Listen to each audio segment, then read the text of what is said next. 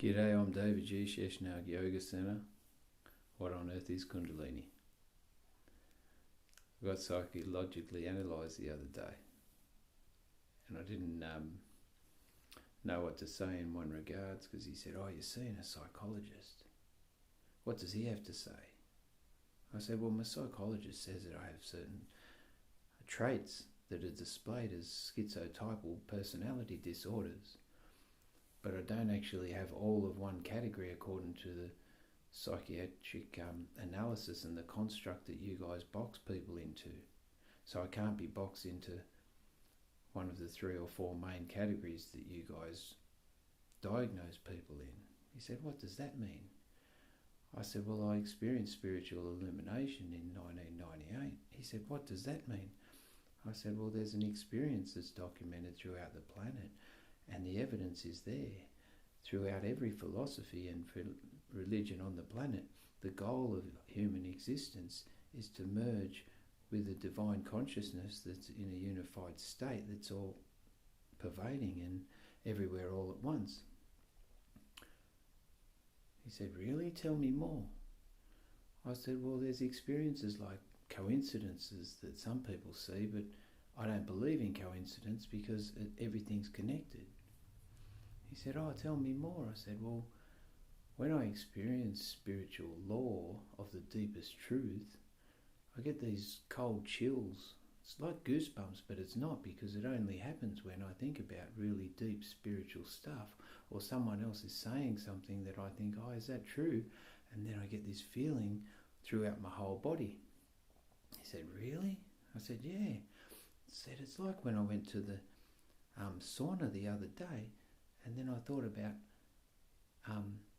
this experience as I was coming out at 4:40 about my post office box and whether I should call the post office because it was 6 weeks overdue. And then that was at 4:40 p.m. And then I thought, oh, I should call them because they've been respectful to me. So showing due respect back, I should call them and let them know that I don't want the post office box anymore." And then at 5:05 when I got home, I noticed that there was this message on my phone from the guy who runs the post office. So at 5:55 he called me, or 4:55 he called me. And I said, well, somehow there was like this thing to do with quantum physics that it proves that where 2 particles exist simultaneously at the same time. I said somehow I tapped into his thoughts and somehow he tapped into mine. It was one or the other, but it was utilising that part of my mind that's beyond the dimension of time and space.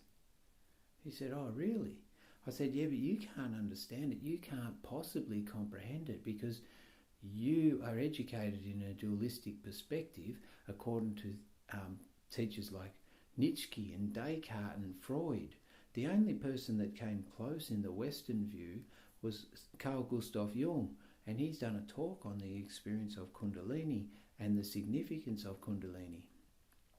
I said, apart from that, you can't be educated in a dualistic perspective and understand the experience of unity.